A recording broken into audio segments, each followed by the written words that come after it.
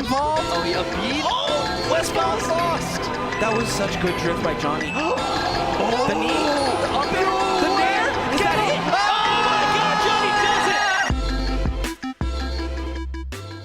How's it going, ladies and gentlemen? Turndownforwalt here.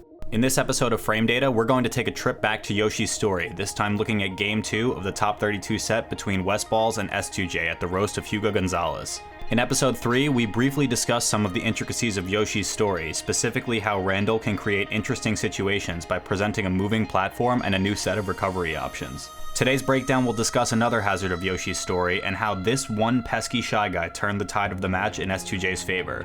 We saw a similar situation unfold also to S2J's benefit against Duck at Full Bloom 5, which I can break down in a future episode. Today, we'll highlight how Westballz would have gotten away with it if it weren't for that meddling shy guy.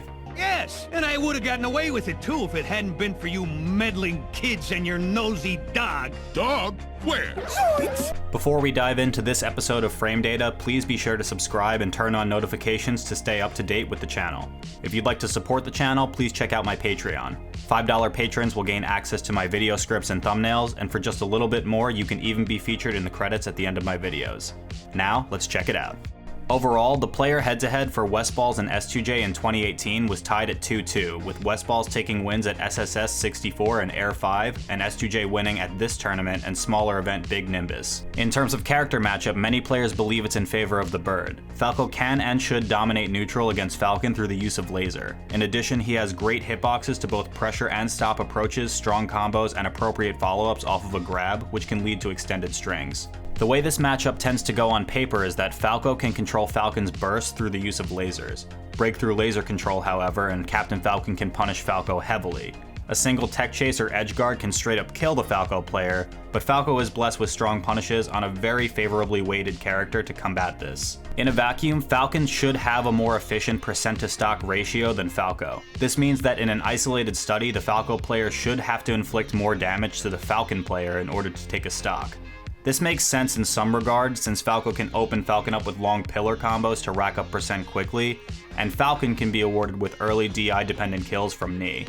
So while the matchup may be in favor of Falco, we can generalize a trade-off. Falco has the ability to control the Falcon's momentum via lasers, and Falcon has the ability to capitalize on the Falco's mistakes heavily. Falcon does lack a suitable answer to harassment from lasers while in neutral, and we can see this prominently at a medium range, where most of Falcon's normally fantastic movement is locked down. Strong laser defense is a great way to set up punishes by forcing the Falcon into making more telegraphed approaches, and they also give Falco a reasonable tool for approaching while applying pressure. The benefit of lasers cannot be overstated here, as when they're used properly, they allow the Falco player to play proactively rather than reactively. But it's not always simple as firing off as many lasers as possible for the Falco though. Be mindful of laser heights. Low lasers are preferred in situations where moves like Falcon's Raptor Boost can sneak underneath a high laser, and high lasers are generally better at dealing with a Falcon approaching from above or a side platform as they cover more of the Falcon's landing area. On the other side of the matchup, Falcon has options after shielding or taking a laser that can enable him to close space efficiently. Setchi has a great guide on some of these general neutral interactions from Captain Falcon's perspective versus a Falco, so check it out here for more information. With a little background information covered, let's get into the breakdown. S2J starts us off by connecting the second hit of Nair out of shield after Westballz goes for an unsafe Nair of his own. Westballz is at 51%, and the second hit of Falcon's Nair will knock down starting at 25%. If we include the ground tech that Westballz misses here, any character has 7 potential options to respond to knockdown. Off of the tech, you can tech in place, or tech roll to the left or right. Off of the missed tech, you can get up roll left or right, which actually have quote-unquote better frame data than a tech roll, but come with the detriment of an overall longer response period, along with the ability to be hit during the missed tech. In addition, you can neutral get up or use a get up attack in this positioning. I'll show some frame data for each of the options here, courtesy of Magis420. Proponents of 20GX will tell you that many of these options are, in fact, reactable and punishable. This contributes heavily to Captain Falcon's tech chase options, where he can crouch cancel a potential get-up attack and respond with an additional grab, or he can react to techs or miss techs with proper movement. We see S2J wave dash forward, which responds to a tech in place and allows for a reaction to all other options. Westballz misses the tech and is forced into a get-up option, but notice his character's orientation. Remember how each character has 7 get-up options? Since West missed the tech here, those options are now narrowed down to 4. Neutral get up roll left and right, and get up attack. While it may vary ever so slightly, in some cases we can even subdivide the frame data for these missed tech get up options depending on whether certain characters are laying on their back or stomach. For Falco, a neutral get up while on his back and on his stomach have the same frame data, so the character orientation doesn't matter as much here, but this information can prove useful for other character matchups. Falco's neutral getup, again regardless of orientation, is invincible from frames 1 to 23 in its total of 30 frames. S2J attempts a stomp, which has a total of 44 frames and hits on frames 16 to 20. As we can see here, Westballz begins his getup animation 1 frame before S2J's stomp becomes active. So let's do a little math. S2J lands with stomp on frame 18 of the aerial. There are 24 frames of land lag for Falcon's down air, but an L cancel will half this landing lag to 12. So with the assumption that S2J lands on frame 18 of the stomp and he successfully L cancels, this results in 30 frames of animation for S2J. With Falco's getup animation beginning during frame 15 of S2J's down air, this leaves an additional 15 frames remaining on S2J's stomp and the entirety of Westballz' 30 frame getup to complete. Overall, this calculates out to a 15 frame advantage state for S2J, where he's able to put up a shield as Westballz completes his getup animation. Of course, this calculation relies on a number of assumptions, but in general, it's safe to say that S2J is in a favorable position here. As an aside, the rationale for S2J's wave dash into stomp attempt is good, not only for the ability to tech chase, but because a stomp on missed tech will send Falco into the air only if the stomp hits him on the last 4 frames of the missed tech animation. This works from 0% and has roughly the same timing as stomping a tech in place, but if the timing is incorrect, the Falcon player will hit Falco into the ground. In the context of this game, a connected stomp from S2J would deal 16% and bring Westballz to 74%. Assuming S2J followed this hit with a sweet spot knee, West's only option for survival would be an Omsatech off of reactionary ASDI down. Any other DI would result in a lost stock due to West's position on the stage. Out of shield, S2J can go for a grab, which is essentially guaranteed due to the 15 frame advantage state we discussed earlier. S2J uses an up throw here, which knocks Falco down at all percents regardless of DI. The throw itself is weight independent, meaning the throw animation is the same for all characters. For a weight dependent throw, such as Fox's up throw, heavier characters will play through the animation more slowly, while lighter characters will be thrown faster, which is why follow-ups off of throws like these can vary by matchup. Following the up throw, Westballz will be actionable after 30 frames. Because S2J initiated the grab below a platform, however, it actually forces a second tech scenario where Westballz now techs in place as a response. This is followed up by a stomp out of S2J, which West DIs hard to the left to try to prevent a knee finisher. Regardless of hit direction, at 65%, Westballz will be in hit stun for 68 frames, which is a colossal amount of time for S2J to plan a follow-up. Falling to the left and towards center enables Westballz to potentially create a third tech situation on the top platform, but S2J links the stomp into a back air to force West off stage and take his stock. Off the respawn, S2J dodges a shine and depletes West's invincibility by double jumping to the top platform. He dashes just out of range of West's falling dare and attempts to stomp through the platform to catch the hurt box from Falco's up tilt. If we pause here, we can see how close this was to connecting. At this point, Westballz has a few frames remaining in the animation for his up tilt, and S2J's stomp had just become active. At 0% though, Westballz can force a knockdown and tech the stomp by simply crouch canceling, so his up tilt attempt is fairly low risk. S2J edge cancels the dare, however. This allows him to land a hit with a falling up air off the platform edge, which Westballz cannot dodge since he spot dodged after missing his up tilt. Westballz tries to jump out to escape more pressure, but gets clipped by the second hit of S2J's nair. He then attempts an incredibly risky dare to contest center stage. Falcon's knee has a total of 39 frames and hits on frames 14 to 30. Falco's down air has a total of 49 frames and hits on frames 5 to 24. If we pause here, we can see that West hits the dare as soon as the move becomes active, exactly on frame 5. This was during frame 10 of S2J's knee attempt, meaning Westballz was 4 frames or 0.07 seconds ahead of S2J's attack. Had Westballz began his dare later, it's possible that S2J connects a clean hit of knee, which at this stage positioning could lead to an extended punish. Since S2J is at such low percent, this dare only puts him in hit stun for 13 frames. He's able to put up his shield a few frames after becoming actionable, and Westballz drifts his aerial forward to cross up and provide the option for an edge cancel. This is super deceptive movement by Westballz. West drifts so far right of the platform that it appears he'll edge cancel, where most players would follow with an instant aerial. However, he actually lands on the platform and puts up his shield for a single frame. Westballz then shield drops and is able to shield stab S2J's exposed feet with the shine. The rationale for the delayed shine here can be very similar to Rishi's fall through up air attempt, which we saw in episode 3, in that it can cover a potential shield drop attempt, as well as presenting the possibility for a shield stab. While the very slight delay in his movement here by not edge canceling is tricky, it only comes with the potential benefit of a few frames of extra shield decay on S2J's shield, which in melee isn't an awful lot. A shield in melee has a max HP of 60 and depletes at a rate of 8.4 HP per second, which boils down to 0.14 HP per frame.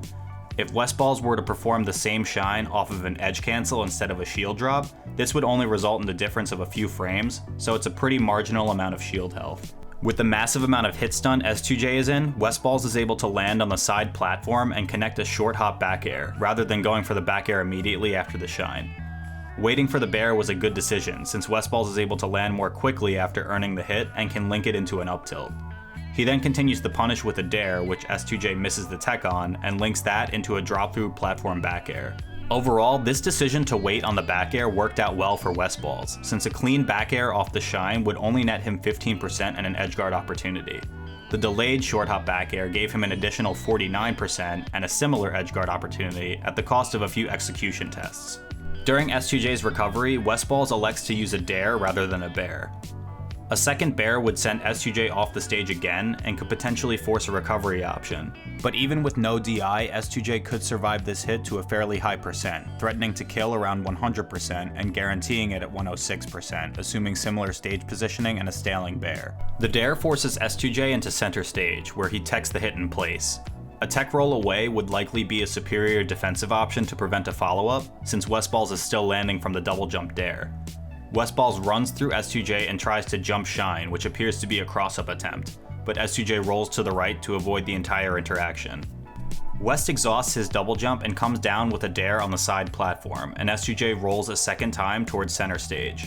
We see S2J wait to initiate his roll until very late in Westballz' dare animation. If Westballz lands in front of S2J with a dare, S2J can very easily shield grab and create a punish, so waiting here serves as a check to ensure Westballz doesn't make a mistake. West goes for an incredibly early neutral air which connects on S2J's shield. This is an easy shield grab for S2J, but he respects the potential follow-up and stays in shield. Westballz hits the patented West pressure, double shine into wave dash down shine, and forces S2J into yet another roll. Notice how Westballz plans this shield pressure. The first shine is grounded, with the second being performed off of a slight short hop. He then wave dashes into S2J to perform the third shine, which can potentially shield stab or even cross up if he wave dashes through S2J. By continuously pressuring into S2J, Westballz lessens the amount of usable stage to S2J's left. This can coerce S2J into an option that would grant him the most stage control, which Westballz can easily cover. However, Westballz goes for a nair off of the drift backwards towards stage, which does not connect. Here's another situation where West could have used a bair, but chose not to. In this scenario, a bair would rack on some percent, but is easily omps attackable with a combination of crouch cancel and ASDI down. Westballz continues to pressure with a dash attack, and S2J is able to put up his shield again in response. Falco's dash attack is a long button. It hits on frames 4 to 17 in its total of 39 frames, but it's interruptible as soon as frame 36. S2J goes for a stomp during the end lag of Westballz' dash attack, but Westballz gets his own shield up during frame 14 of S2J's stomp, just 2 frames before the stomp became active. The stomp from S2J is interruptible as soon as frame 38, so he's able to get a jab out before Westballz' shield grab attempt. S2J links 2 jabs together and begins the animation for a knee, but gets stuffed by a jab out of Westballz. West turns around and shields, expecting an additional follow-up from S2J, and then is able to begin pressuring S2J with aerials for a second sequence. He threatens S2J's shield with a late landing nair and chases the roll with a dash attack. At 97%, a clean dash attack will put S2J in hit stun for approximately 48 frames, or 0.8 seconds.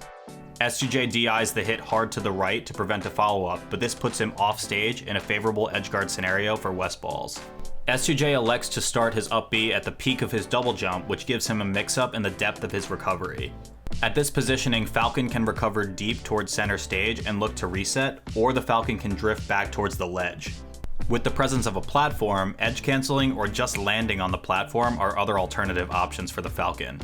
S2J recovers far into center stage, and Westballz just barely misspaces a dare due to an early short hop.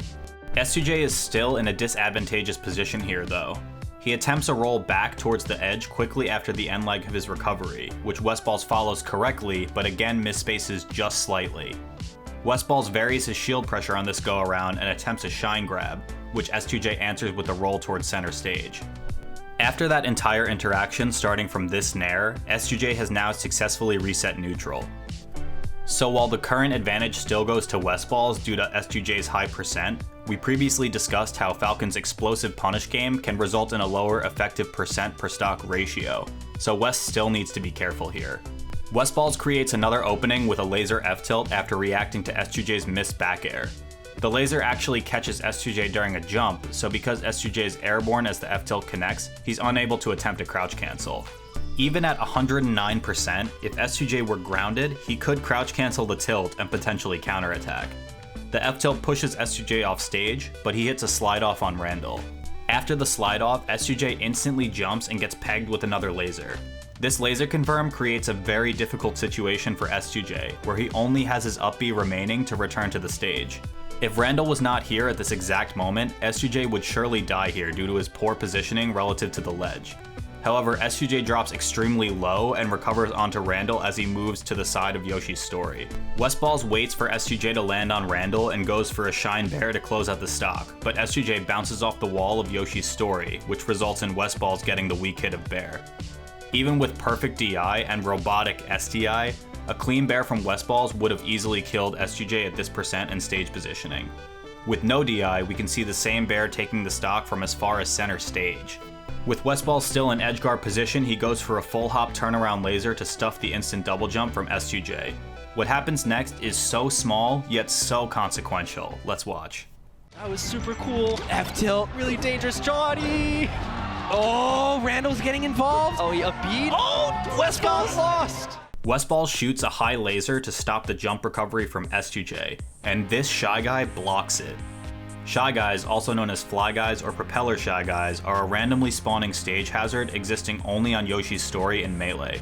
While they're intended to only drop food when items are turned on, they can block projectiles, and players can even DI or SDI off of them, which can cause huge disruptions. Here, Westballz' sure to hit laser was blocked by the Shy Guy, which enabled S2J to recover extremely high towards the top platform of Yoshi's story. Westballz narrowly misses another back air on S2J's descent, which has the potential to kill or force S2J back off stage. S2J double jumps on the top platform, but sees West waiting below to shark the approach, so he air dodges back to the platform to reset. With Westballz committing to the side platform, S2J is able to safely drop to center stage and begin pressuring. He full hops over a laser and begins to come down with a knee, which Westballz tries to challenge with a bear. It's important to know that this wasn't a frame battle where S2J's aerial just beat out Westballz's. West's bear comes out on frame 4 in its total of 39 frames and is active for 15 frames, so his hitbox came out well before S2J's knee, which is active starting on frame 14. If we pause right here and overlay the hit and hurt boxes for each player, we can see how close these hits were from trading. Here's a situation where it was actually good that S2J's hurt box shifts during the knee animation. As a result of this small difference in spacing and hurt box placement, S2J gets the sweet spot of his knee and follows Westballz' tech in place with an up air. S2J drops down and comes back up with a nair to cover the ledge, and the second hit catches Falco's Phantasm. At this point, Westballz is without a jump and is a sitting duck for S2J to close out the game in style. And Westballz would have gotten away with the game too, if it weren't for that meddling Shy Guy. That was super cool. F-tilt, really dangerous, Johnny! Oh, Randall's getting involved. Oh, he upbeat. Oh, Westballz lost. That was such good drift by Johnny. Oh, the knee, the up air, the nair. Is that it? Oh my God, Johnny does it. That's it. And Johnny's gonna be able to take winners top 8 from Westballz. I thought Westballz was gonna take it for us in game 3. Out of nowhere. Oh my God. Oh my God. How did he do it? Woo. How did he do it? S2J stole this game away from Westballz to result in a 2-0 victory at the Roast of Hugo Gonzalez and a winner side top 8 slot for the event. While the Shy Guys certainly turned the tides of this game into S2J's favor, these are both two highly skilled players who have performed time and time again in high-stress situations like these. Many people will look at these RNG-type situations and chalk it up to a fluke, but in the immortalized words of Kevin Malone, "Look, I know it's easy to say tonight was just a fluke, and maybe it was. But here's a piece of trivia. A fluke is one of the most common fish in the sea. So if you go fishing for a fluke, chances are you just might catch one." Thanks for watching. What's up, ladies and gentlemen, Walt here. Thanks again to Schmoo and Gentlefox for their melee knockback calculator, and as always, links to any reference data sources will be in the description below. If you see a play that you think would make for a good breakdown, feel free to tweet at me at turndownforwalt or message me on Discord. Make sure to like the video, subscribe to the channel, and check out my Patreon if you'd like to help push out more content. Thanks again for watching, and see you next time.